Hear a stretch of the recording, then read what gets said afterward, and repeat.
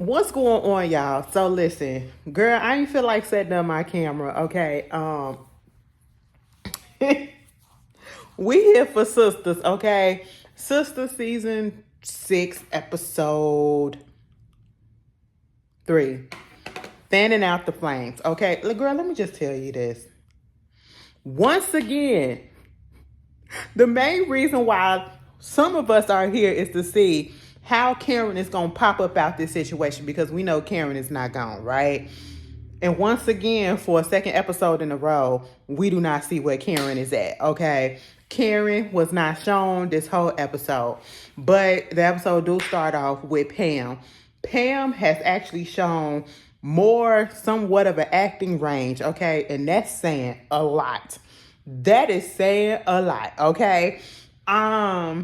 She hyperventilating because when she get up there to the salon and she get out and all she see is that there's the firefighters there or whatever, and she's like, oh my god, what's going on, who's here? They was like, girl, we can't let you in or whatever because it's smoke and it was a body. And then she was like, oh my god, who is it? What you mean a corpse? Okay, I said, now hold on, I don't know which one sound more morbid, a corpse or a body. I feel like a corpse do. Okay.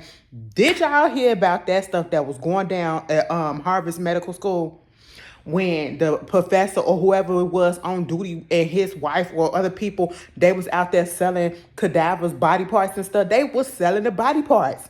What is going on? What is going on? You could buy a kneecap on the black market. What is happening? But anyway, they trying to figure out what's going on. And at this point in time, Aaron comes up because Pam was like, listen, what about if that's Karen? Because that's her car right there. He was like, who is Karen? The owner. Well, at this point in time, we can't say nothing, but we did have to move the car anyway. And I was like, okay. There's no real sense of urgency here. Granted, the fire happened the night before. The fire is already out. They'd already boarded up the building. I said, now how they do that quick? How they do that quick?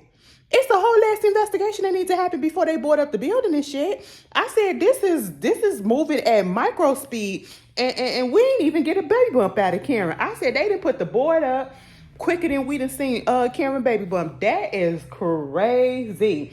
Aaron popped his nosy ass up. Now I think I felt like I wanted to give him a little bit of leeway, but then again I don't, because also you are not supposed to be bothering Karen. Karen said, leave me alone until I'm ready to speak to you and I will reach out to you. And you couldn't even wait, okay? But at the same time, he want to be concerned because Karen is his boo or whatever, and he want to make amends and all that stuff. And so at this moment, he goes in on Pam.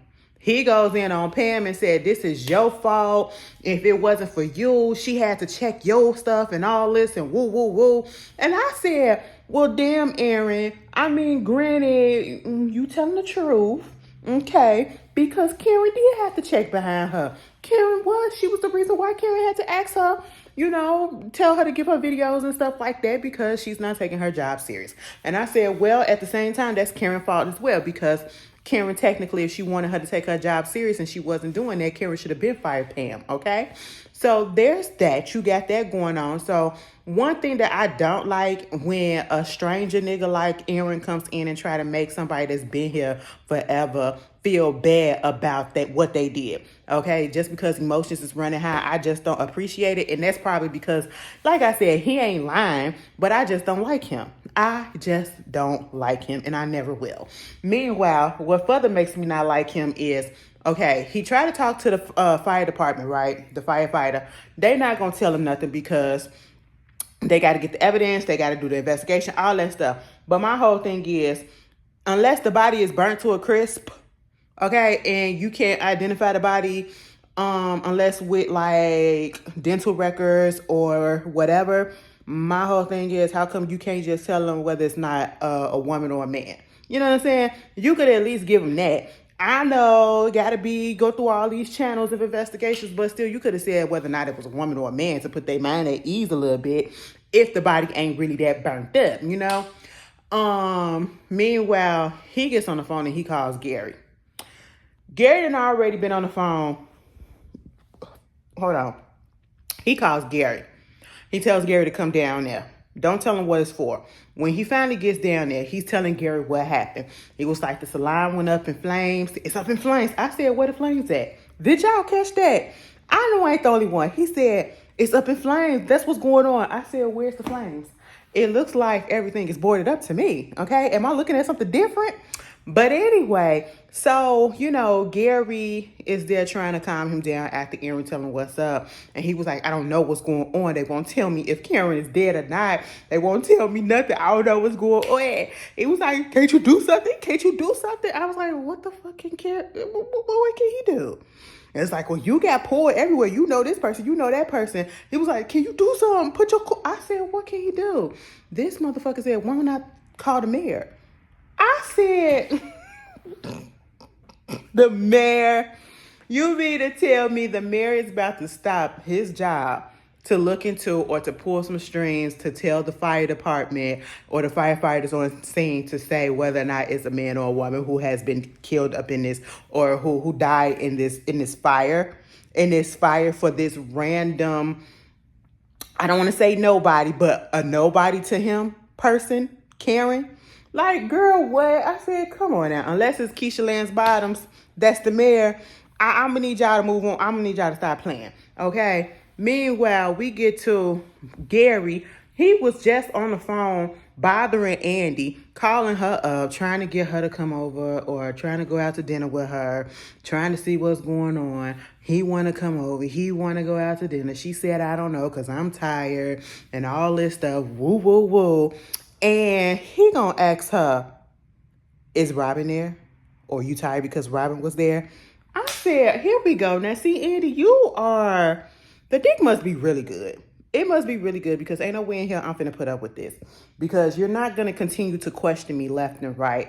And if I keep on telling you there is nothing going on, there is nothing going on. And truth be told, I don't even have to give you that because we are not in a relationship. This is a situationship that you need to just deal with, okay? And she was like, have you changed? And I said, no, look at what he just did.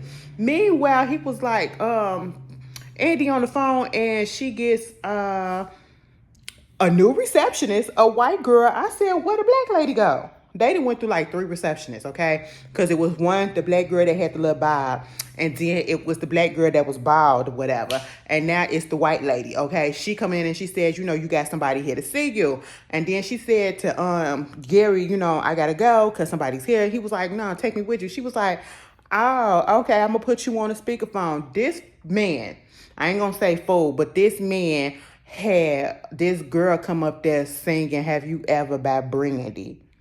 And my thing is, I am at work. I don't care if you're trying to be sentimental. I don't care if you're trying to be romantic. I don't care if you're trying to win me back or whatever, make up for the things that you did. I am at work. Do not embarrass me at work, okay? That's what you will not do, all right? Don't embarrass me at work by sending somebody up there to sing and all that stuff. And I'm sitting here like...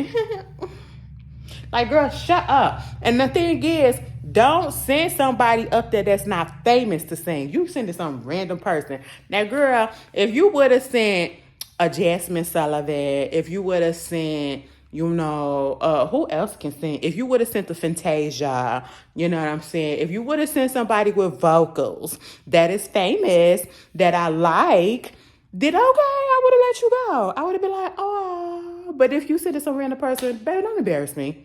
Don't embarrass me. You think you're going to get up into this? No, you're not, okay?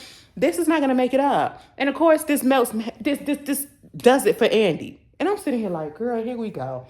And I'm looking at the receptionist because she falling for it. She was like, girl, don't even do that. I said, Andy, now why you going to tell her not to fall for it when you already fell all the way down, okay? And what is it with the receptionist in this desk? They have a desk with a chair that they never sit in. Because Andy left and Miss Receptionist girl was just still standing there like this. I said, girl, sit down. I know your legs hurt. Sit down, okay? Meanwhile, we get this scene. Fatima and Andy do have a conversation because they was going over this deposition. They just went through a deposition. And Fatima was, I will say, out of all the relationships, I really do like Fatima and Andy's relationship because, it went from just a work relationship to an actual real friendship, a budding friendship. And I do like the fact that Andy do encourage Fatima. Like they was talking about the fact that she was like, damn, I can never be a good lawyer like you or good as a lawyer like you. And Andy was like, you're right. Pause. I said, don't pause on me. That's what you gonna do? You gonna play me like that? Oh, you finna hype yourself up? She was like, no, because you gonna be better. I said, oh, okay. That's how Fatima was. Girl, I was about to say, why you up here trying to play? And, I like that. She was like, but I got to get back in school. And she was asking her, why haven't you got back in school? Well, what's going on? What's stopping you? And she's just trying to get everything in order, and I understand that. And I'm that type of person that, I don't move unless I have everything in order. I have everything thought out. I have everything planned out. I have a plan A, plan B, plan C. If this don't work, I need to go this way. If this don't work, I need to go that way. If it do work, I need to go that way. I'm that type of person. But sometimes you just got to stop thinking about stuff or overly thinking about stuff and just go head for it. And that's basically what Andy was trying to tell her. But also, Fatima was telling her, listen, girl. So, me and Zach ain't even planned a date for the wedding. And I'm like, if you having all this doubt and stuff, and I don't know if it's really doubt or if she's coming to a realization of what the severity of the situation is with her and Zach and the fact that he's going through what he's going through with the kids and, all of that situation. If you don't want to get married just yet or you don't want to get married, just say that and let us move on. All right. Meanwhile, Zach came up there so that he can go with Fatima to go see the baby. And they want to go up there right now because Zach told Fatima the conversation that he had with Heather on the phone about basically child neglect. She basically admitting her child neglect, okay? And she said that the boy be up in the house all the time, just looking at the TV, looking at his iPod, or I should say iPad, and, just be in the house eating or whatever while she in there asleep. Okay. So Fatima said, instead of going around there at 3 o'clock, let's go down there at 12, right about now on lunch, because that means we can catch her in the act if something is going on. And I do like this aspect of the storyline with Zach and Fatima. We ain't seeing them. Okay, it's cute to see them lovey-dovey. It's cute. I mean, we get it. Y'all have some bomb sex, I guess. And you know what I'm saying? Now we get it some depth, okay? Especially with Zach's character. Because now he's actually got to show emotions a little bit more and show some more feelings or whatever and show a little bit more acting range, okay? Because now he's evoking those emotions of how it feels to be a child that was neglected, having parents or a parent that didn't really care for you and put you to the side and put others above you, didn't care about your well-being and all that stuff. And being a child that went through that, he's feeling this, his gut feeling is telling him something is not right. So they went on down there, and of course, you got the baby outside. You got the baby outside when he's supposed to be inside. That's what Heather said. He's supposed to be inside, right? You got the nosy neighbor just telling it all.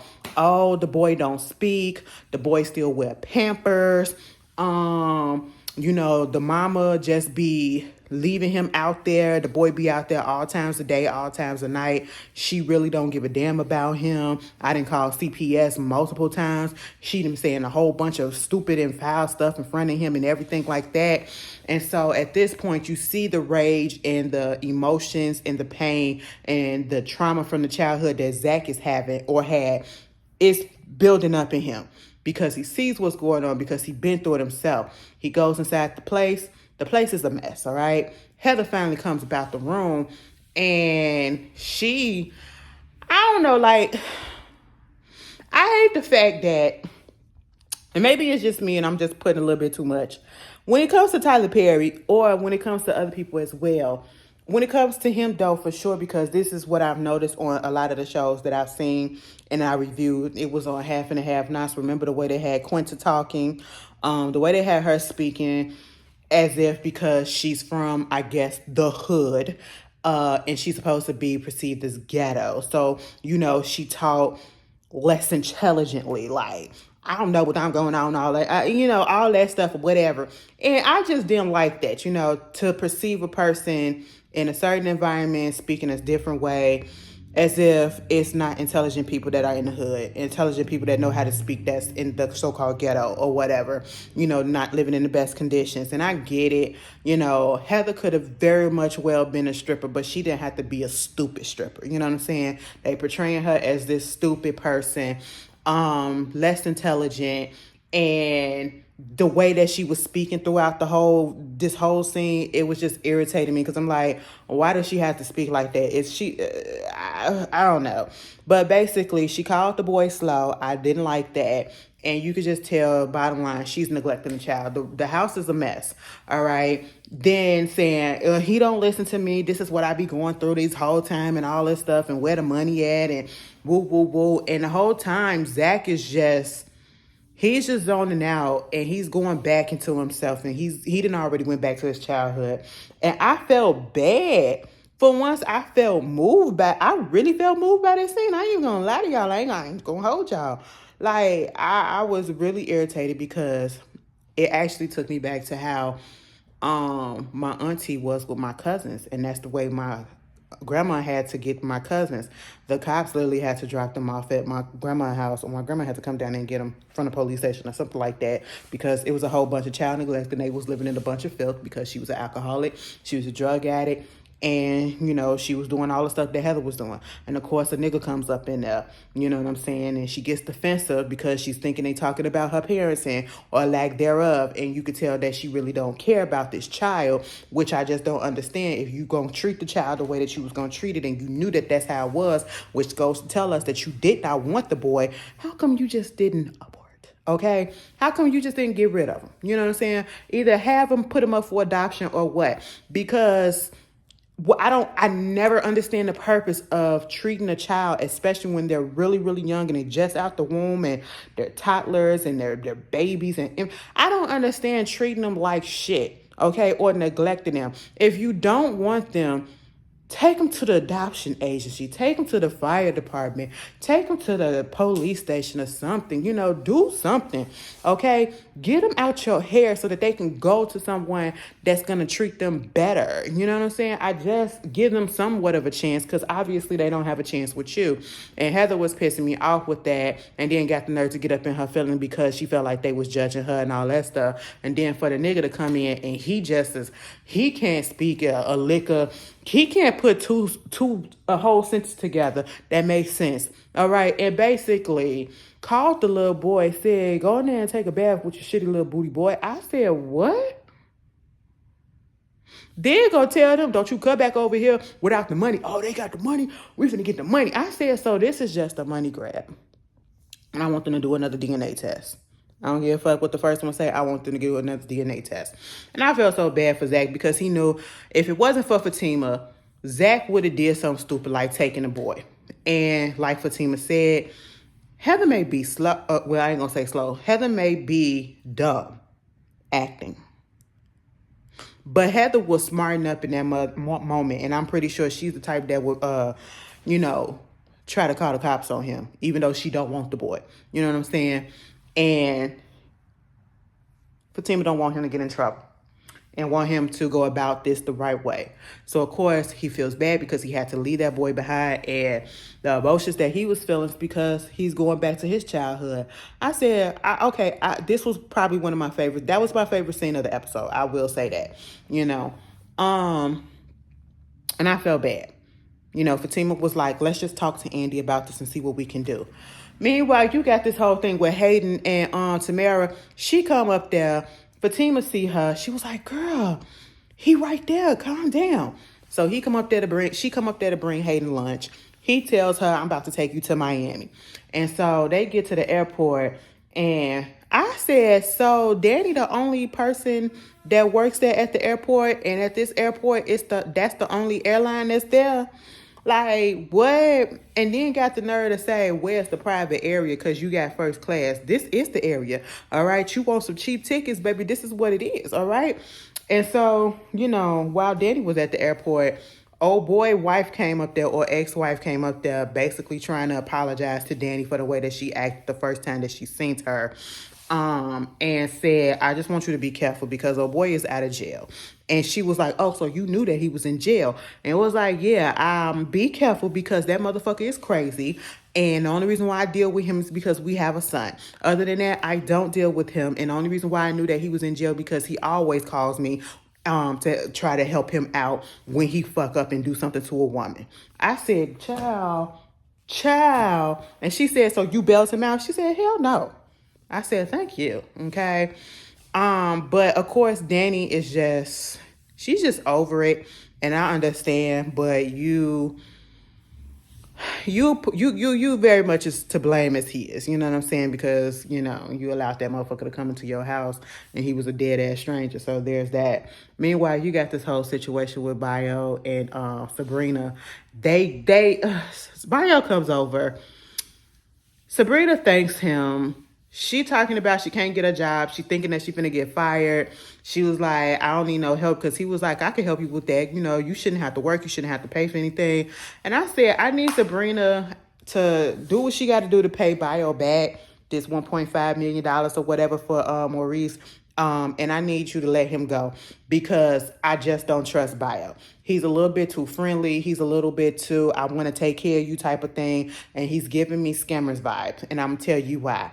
Because when he told her, after she said, I don't need your help with nothing or whatever because I got money that's in the savings. I got my 401k. I got investments and stuff. I'll be okay. But Maurice, he ain't got nothing. Next thing you know, he says, I can help you. Okay, I can teach you and show you how you can make a lot of money or, you can do stuff to make a lot of money. I said, what?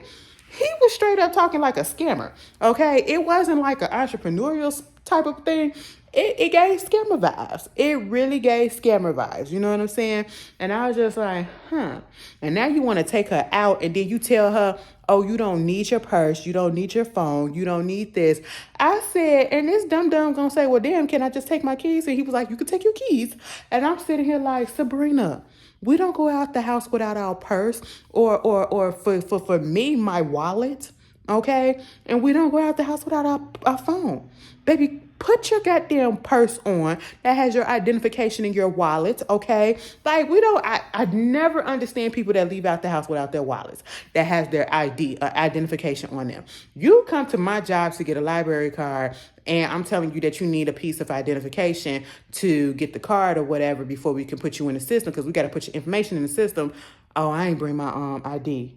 Baby, how do you go out the house? I don't even care if you're just going down the block to get something to eat from the Mackie D's right there. How do you just leave the house without your wallet and without your ID? I never understand that. What if something happened to you just from walking a couple of blocks away and somebody needs to identify you to get help or whatever?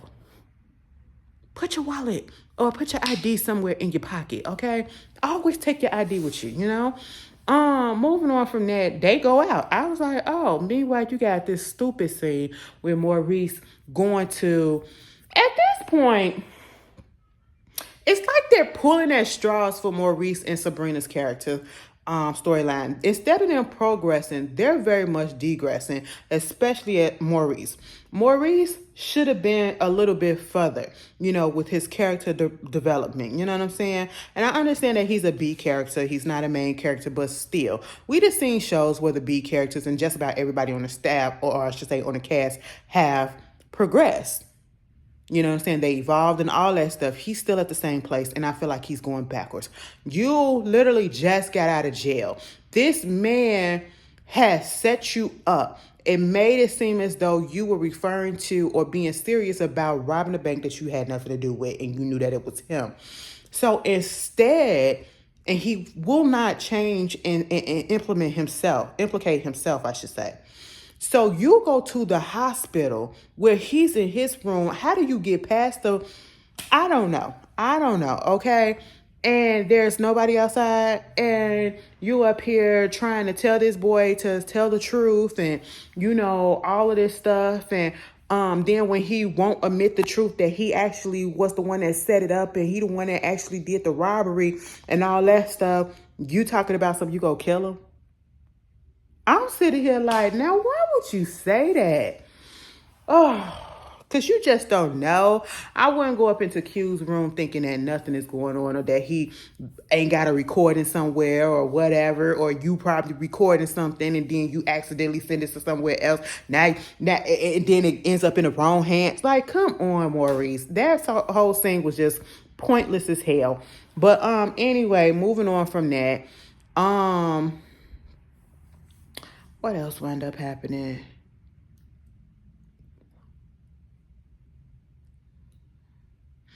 But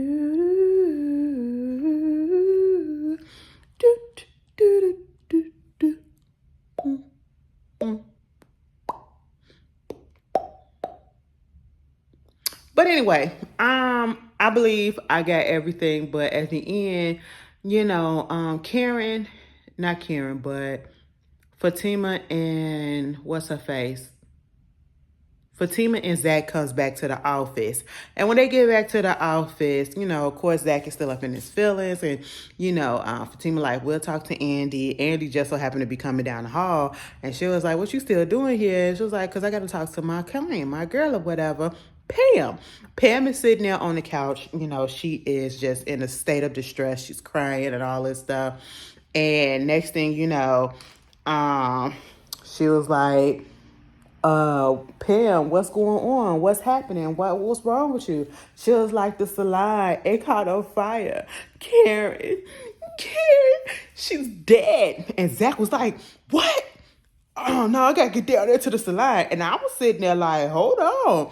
Now see, me and Fatima had the same reaction. I was just like, and I said, yeah, Fatima and Zach, they need a little bit more time to cook. Okay, Zach still cares about Karen, and he probably still in love with her. I don't know if it's in love. I know he still got love, but his actions just show that there's definitely still some real feelings there. He is not 100% completely over her, and I mean, understandable that he could have been reacting like that because he was told he was the baby father to her child, and he want that to be okay or whatever. Or he really just, you just don't completely stop giving a fuck about somebody that, you cared about for so many years or whatever. It's still feelings there. I was like, oh, and the plot thickens. Because it wasn't even Andy that had the reaction first. It was Zach. And I said, damn. And I said, now why the fuck would y'all have Pam come up in there without it being confirmed that it was Karen that was there, which it is not. And we know it's not, okay? And I just said, girl, Pam, you are fired, okay? But that was Sistas. Y'all tell me how y'all feel. I hope y'all can deal with the fact that I had the camera going each and every way. Listen, next week it'll be better. And I'm going to tell you why. Girl, Unfloating came through and rocked my world, girl. And I just had no idea that she was coming this week. Mama popped up as soon as I came back from Puerto Rico. And I was so glad that it happened afterwards. Because if it was going to happen on the trip, I would have been so mad. I would have canceled for real. I never forget. One time I had to travel. And I was on. And I couldn't stand it. I don't know how people do it. My props go out to all the women who be out here performing and stuff. And I had to tweet this because ain't no way in hell I'm gonna get on stage for two hours or so and twirl around or whatever with my stomachs and cramps, okay, and leaking, making sure I ain't leaking. Girl, please, ain't nobody got time for that. Y'all gonna have to go somewhere. But that's we family, we women's, okay, most of us women's or whatever. But y'all, that was the episode. I veered off. Y'all tell me how y'all felt about the episode, and I'll see y'all later. Peace.